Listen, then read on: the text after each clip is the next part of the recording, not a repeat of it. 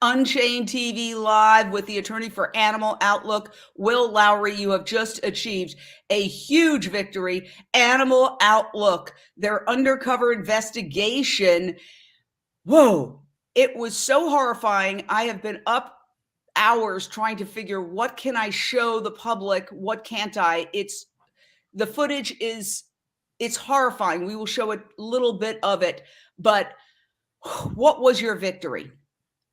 Yeah, so Jane, first of all, thanks for having us and thanks for covering this case. I think the case is very important for the animal rights movement. I can give you the short version and then happy to go into any details. We conducted an undercover investigation at an industrial dairy farm in Pennsylvania in 2018. We pursued criminal charges based on the video, which we felt reflected acts of cruelty and neglect under Pennsylvania law. Unfortunately, that request for prosecution was declined by the local district attorney. And so we ended up using a pretty unique procedural avenue under Pennsylvania law to appeal that decision to a lower court and ask that court to review the district attorney's decision. That court declined. And so once again, we appealed to the appellate court in Pennsylvania. And that's what we're here to talk about today. And so directly, Jane, to your question, the victory was that that appellate court decided that we ultimately did have enough evidence for animal cruelty and neglect under Pennsylvania law. They decided that the agricultural exemption did not exclude the conduct from prosecution, and they ordered the lower court to order the district attorney to prosecute for a subset of those acts. So I'm going to show a short piece of the video, and I do absolutely want to tell people this is not for the faint of heart. But I mean, part of the problem is that how do you move the needle when nobody wants to look at what's actually happening? And there are even in some states ag laws. So we have to tell you that this is disturbing. It's not the worst of it. If I have bags under my eyes, it's because, wow, it was so difficult to figure out what to show, what not to show. But here is a short clip. Like all mammals, in order to produce milk, a cow must have recently given birth. Shortly after a calf is born, he is separated from his mother. The milk meant for him is instead taken away and sold to humans. Here, mother and calf touch for the last time. She lovingly licks her calf through the bars before he's taken away forever. Calves at this facility, and at 94% of dairies in the U.S., endure hot irons burn into their flesh and bone to permanently destroy horns and growth tissue. Here, calves are tied up as the red hot iron is pressed down on the sensitive nerves in their heads. This lasts for several agonizing minutes, all without any pain relief. Veterinary expert Dr. Holly Cheever said, "I find this footage the most disturbing, not only due to the extreme pain that these calves experience as part of their skull is burned away, but also because it is a glaring example of dairy mismanagement that results in cruelty. The calves are in agonizing pain, shown by their violent thrashing and bellowing. Even worse, this barbaric practice is completely unnecessary. The dairy industry could simply choose to breed cows who genetically do not grow horns. Dairy cows suffer an exhausting, continuous cycle of milking and reimpregnation that completely destroys their bodies." Wow. And I have to say, it was not the worst of the footage. Now, the company in question, the farm, at the time released a statement saying they were shocked by the footage and they had terminated the employees shown to be violating animal care guidelines. We invite that company, or Nestle, which this company supplied milk to on any time. Nestle said that they had committed back in 2014 to ending the dehorning practice, and they dropped this farm as a supplier. Is that your understanding of the facts of this case? Yes, Jane, that's correct. That's my understanding, that after the investigation came out, obviously the video was seen and viewed by a number of people who were justifiably appalled. And then Nestle dropped the farm as a supplier, which I think is a good first step. But obviously doesn't get into long-term lasting change, which is what we believe we are starting to achieve with this decision. So let's break it down for those who aren't lawyers. Your organization sent an undercover investigator into the farm, documented with video some of these activities. Again, we haven't even shown you the worst of them. There was a shot of a cow with a gashed open neck, bleeding on the ground, moving we can't show it. You take this to the district attorney and they say insufficient evidence to prosecute, correct? And That's right. Yeah, then you say, whoa, this is 300 some instances that you've brought to the district attorney's attention. And this is often what happens. There's no prosecution. Let me ask you this. You went to a higher court after that. Break it down for people who are not versed in legalese. What did the higher court say? Why did they say that the DA was wrong not to prosecute, and what happens next? Sure. So there's actually two courts at play, and it gets a little tricky, and I'll try to be explicit. I think first and foremost, what I want to say is there's a lot of talk about the legal decision, but I want to make sure that the focus still shines, one, on the animals, and two, on the investigation. Without the investigation footage, without our investigator that captured that footage, none of these discussions or videos are possible. But directly to your question, Jane, there's two courts at play. And so you're absolutely correct. We took this evidence, which included over 4 hours of video evidence, 89 pages of documents, to the district attorney and said, this is animal cruelty under Pennsylvania law. We laid it out very clearly with a detailed legal analysis. That investigation went on with the state police for well over a year until they ultimately issued a press release and said there will be no charges. So it's at that point that we invoked this procedural mechanism under Pennsylvania law that allowed us to go back to the district attorney and ask him to re-review the evidence. We did that. We knew full well that he would decline us again, which he did. And so it's at that point that we get to the first court that enters the picture. That court was the Court of Common Pleas, which is the trial court in Pennsylvania.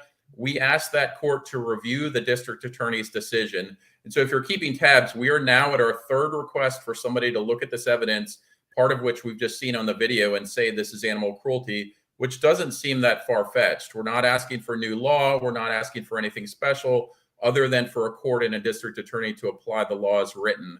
And so that lower court reviewed the district attorney's decision.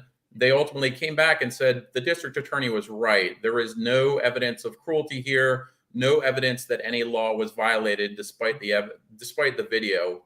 And it's at that point we get to the fourth request, which is the Superior Court of Pennsylvania, and that's the appellate court. We asked that court to review the lower court's decision, and we said, this lower court got it wrong. They misinterpreted the law. They misapplied the facts. We would like this to be re-reviewed. And that's where we are today. And that Superior Court, they did review the lower court's decision. And in their words, the lower court, quote, committed multiple errors of law, which means that they did not apply the law correctly to the facts. And the appellate court ultimately ruled that there had been acts of animal cruelty, that they were not exempted from prosecution. And that's where we are today, waiting for that prosecution. Want to say any corporations involved, including Nestle and the farm in question, are invited on anytime. I want to quote from the order, and apparently it was like a 28-page decision that was handed down. Quote, that remedial actions were taken here does not affect liability for prior criminal acts any more than the fact that a defendant stopped selling drugs would absolve him from prosecution for past drugs sold. Can you explain that in people terms? Yeah, and I'm glad you highlighted that, Jane, because that's an issue that we run into time and time again. And so what happened, as I think you mentioned earlier, was the farm in question conveyed that they had fired and terminated the people involved. We see that over and over again with acts of cruelty that are exposed. And there's sort of this safety valve that a lot of farms and companies will take, and they believe that they can simply fire people, change training procedures or protocol, and then everything will go away. All of the evidence that we've documented will magically go away. And sadly, a lot of law enforcement and prosecutors will accept that, and they will say that enough is enough. There's no point going forward with criminal charges That's not how the law is written, just like the Superior Court said. The fact that somebody has gone the straight and narrow does not absolve them of former drug transactions any more than it does of former acts of animal cruelty. And so, in layman's terms, the court is saying that's fine and well that you have fired people, you've trained procedures. We hope that that leads to long lasting benefits, but that does not change the fact that animal cruelty and neglect occurred. And so that is not sufficient to say that our case has no merits. And so the court agreed that cruelty had occurred despite the fact that those changes had been made. And that's the way the law should be applied. And we're incredibly grateful that the Superior Court saw it that way. Like I said, we're not asking for anything special, just to apply the law as written. So now what? You've gotten this ruling. The prosecutor that has been sort of embarrassed by this now has to proceed with the prosecution.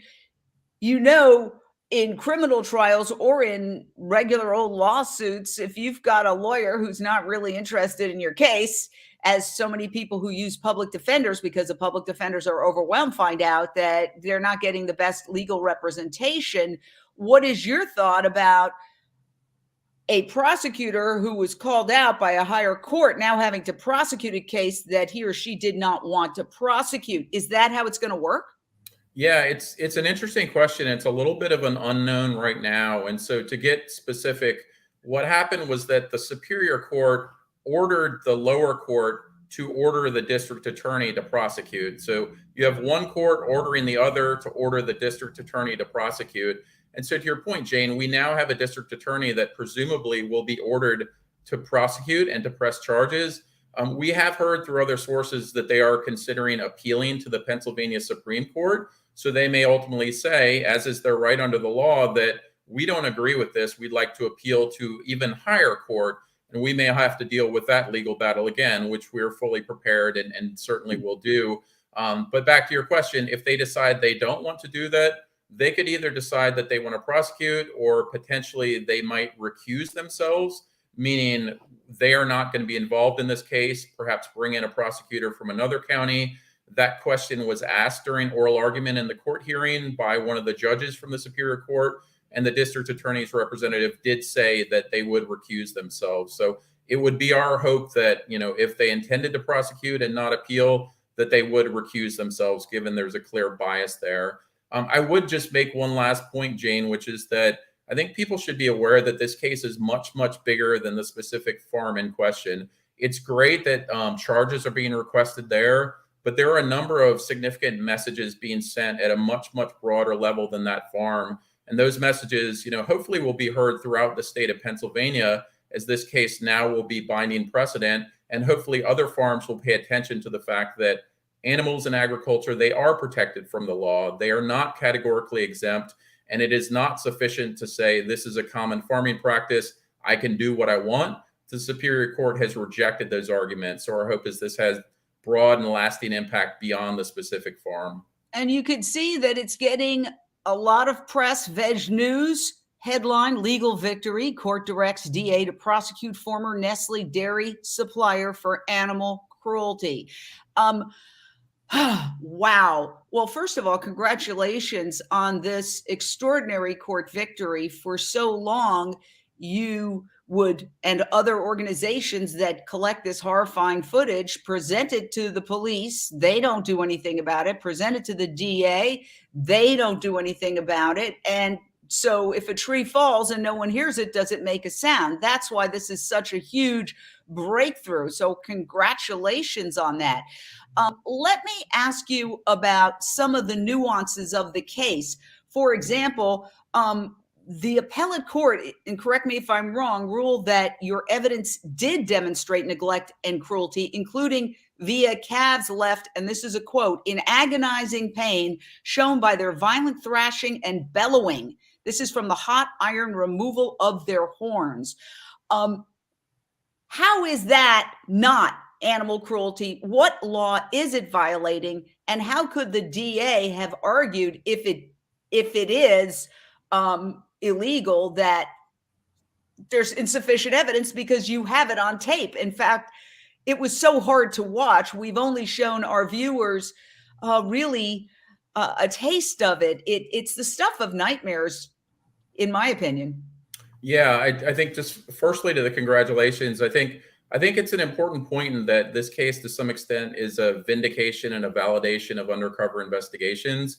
So many of these investigators, our groups and others, go into these places and never see a positive outcome, which is just terribly unjust in many cases because they're sinking so much effort and emotion into that. And so to know that something came of that is hopefully meaningful to those folks for all of the hard work that was done. To your question specific to the disbudding or the dehorning, that's a really interesting point, and that is one of the areas that we specifically wanted to focus on in this case, mainly because that happens over and over and over again. And so calves or cows have their horns removed, oftentimes with hot irons, as happened at this farm, without pain medication, with their heads lashed to the rail. Pennsylvania, to your question, Jane, has multiple laws. They have two animal cruelty laws: regular cruelty and aggravated cruelty. And there was also a neglect law. And it was our argument the whole way that those laws were violated. At least the animal cruelty law was violated. There was unjustifiable pain and suffering inflicted. And what essentially happened was that the district attorney came out with a whole host of arguments, many of which I should note that the Superior Court used the word absurd, actually said that the district attorney's argument in this regard was quote unquote absurd. But what they essentially said was that farmers do this. Basically, if a farmer does it and, maybe it's just one farmer and they think it's okay, or it's something that's really old and archaic and it's just something that may randomly happen to be done in farming, that's okay. They were asking for this massive exemption for any act that could be committed in farming, regardless of how cruel or barbaric it might be. And our argument was, no, that is not okay. That's not what the law says. The exemption that exempts certain farming practices is, in fact, very narrow and acts like what was done at this farm, where it was clear and evident that certain things were not done, even according to very low industry standards, that was cruelty. And the things that we highlighted were they didn't use pain medication. All across the industry, they recommend pain medication. The calves were disbudded when they were far older than they should have been, which meant that the horn buds had attached to their skull so that they were actually burning into their skull. And then they had lashed their heads to the rails so one individual could do the disbudding, which was also improper. So their argument, implied this very broad, expansive exemption. Our argument said it's much more narrow than that. And at the end of the day, we won, and we're very thankful for that. Now, according to what you've said, and I want to quote it to be accurate, this is by far the strongest legal decision we've ever encountered, confirming our longstanding position that animal cruelty laws do, in fact, cover large-scale operations like dairy operations. I mean, this is the crux of the matter. If you did this to a dog or cat, you'd be thrown in jail. No ifs, ands, or buts. People would be screaming at the top of their lungs. But there's this sense that, well, if it's farmed animals, that's another matter. They're exempt from most animal cruelty laws. What is so significant about this is that this ruling challenges that assumption. And so the consequences of that are massive, because presumably farms all over the nation would look at this and go, wow, we're not necessarily exempt from animal cruelty laws just because we are a large-scale factory farm. Yeah, I mean, it is. I think assumption is the key word, because there is a clear and distinct difference between an assumption and what is written in the law. And you're exactly right, Jane. So many times over and over again, the people that are supposed to apply and interpret these laws, meaning prosecutors and law enforcement, they read in assumptions that are not in the law. I mean, the laws across this country in general have protections for animals used in agriculture. It is not just a blanket truth to say that they are categorically exempted. We should always treat them different than a dog and a cat, which is why, to some extent, there's a bit of sadness about this case for me, which says that it took us over 3 years to get somebody to apply the law as written. We're not asking for personhood or anything strange or drastic. We're literally asking somebody to apply the law as written. And so you're right. A court finally said, this is the law as it's written. And like I said, we're eternally grateful for that. But this is the law in many other states that say that farmed animals or animals used in agriculture are indeed protected. They're not categorically exempt by some assumption that's not written into the law. And we're hopeful that this will send a strong message across the industry. So if there is an appeal by the district attorney, you will fight it. And if he loses or she loses, that could actually be the ultimate victory, because it would really establish case law. I mean, how high could this go? Yeah, I mean, I think the highest this would go is probably the Pennsylvania Supreme Court. And I can say categorically that we are in this for the long run. I mean, there is no scenario that the district attorney would appeal and we would give up or concede. I mean, we have the longstanding belief, as I mentioned repeatedly, that the law is the law. We're not asking for anything new or unique. We believe that the law is on our side. We believe that the Superior Court got it right. We believe that that opinion is very well reasoned and sound. And we will continue to champion the law as written for the protection of animals in agriculture. So, you know, if they want to appeal, it's more paperwork, it's more filings. We're in it for the long run. You know, we have people lined up, and we're happy to go another round with this. You know, it would be our 5th time fighting whether the law truly applies. But if that's the route we have to go, we'll absolutely do that. Now, if you want to watch the entire footage, you can go to Animal Outlook's website, animaloutlook.org, I believe it is, and see the entire thing. It is not for the faint of heart, honestly. I'm just warning you. We showed a little taste of it, not anywhere near the worst of it. And kudos to the undercover investigator who went in and had to document all that. Imagine the psychological impact of that. Those are the true heroes in our movement who go in and endure this to document. One of the problems with how things generally play out is, as in this case, the corporation says they're horrified, shocked, fire the low-level people. But if the undercover investigator was able to document this stuff that is happening in broad daylight, it really challenges the imagination to accept the idea that they are shocked because they did not know this was going on. I mean, how many hours of footage? 300 some instances that you documented. But that's the mantra. Every time something like this happens, the executives say they're shocked and they fire the low-level workers who are often, according to what you're arguing, hired to do exactly what they're being fired for. Yeah, I think that point is spot on. I think one other point from this case is that the charges we asked for, that the charges the Superior Court allowed, which I should be specific, covers 4 distinct categories of acts that we documented. The first one is moving cows with tractors, pushing down cows around with bucket lifts, exactly as the picture you have shown right there. The disbudding, which we've talked about, tail twisting and pulling, as well as excessive shocking.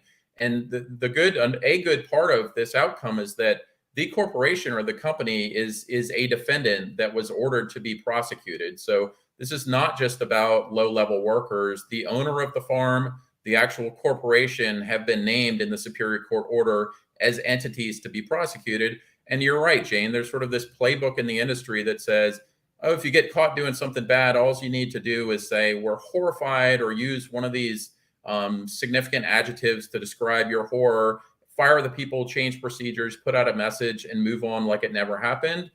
These companies know what is happening. I mean, with Martin Farms, you mentioned the company in question, there was 327 individual charges that were laid out there. And so the company certainly knew what was happening here.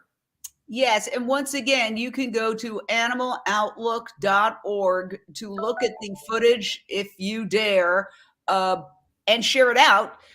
We invite that farm and Nestle on anytime. Now, Nestle has said, and this milk, according to your reporting, was going to the Nestle supplier, the Nestle headquarters, the Nestle factory, and so it was turned into ice cream. Is that your understanding? Yes, that's my understanding, is that the farm in question was supplying to Nestle. And then, similar to what we just talked about, Nestle issued a statement and said, you know, we're severing ties. And so, you know, again, sort of part of the pattern of, you know, when faced with horrible acts of animal cruelty, denounce them, sever ties.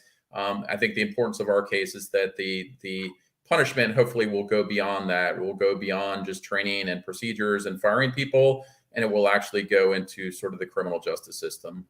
So, what about asking these big corporations that make commitments, like a commitment to stop dehorning, was my understanding, right? This procedure. And then it turns out that a supplier is doing that very process. Is there any way to tell corporations, well, if you've made that commitment, you have a legal obligation to investigate your suppliers to make sure that they're living up to your commitment? Yeah, I mean, I'll be honest, it's not an area I've spent a lot of time, so I can't comment too much. I mean, it doesn't seem unreasonable to me to say you've made a commitment, especially if that commitment is publicly made, especially if that commitment is something that's been put out to consumers that consumers might rely on in their purchasing decisions. I think there's an obligation for that company to uphold it. And I think anything organizations or consumers can do to apply pressure to make these corporations uphold their commitment would be appropriate. So, what do you think the industry is taking away from this? Are they looking at this and going, wow, these practices will no longer fly? You had mentioned in your undercover report that you issued at animaloutlook.org that the dehorning is unnecessary to begin with. Yeah, so there are, so to your first question, I can't speak to what the industry will take from this. I mean, some unfortunately will probably ignore it, will probably not hear about it. It is our hope that others will see this and realize that they're not exempt or immune from the law, and that certain practices that they do on farms that they may think are common or appropriate may not exempt them from animal cruelty. So I think that's the message that we would like farms to take. I can't speak to that. As far as dehorning or disbudding, that's correct. I mean, there is a term in the industry called polled cattle, and there are certain genetic ways to modify cows so that they do not grow horns.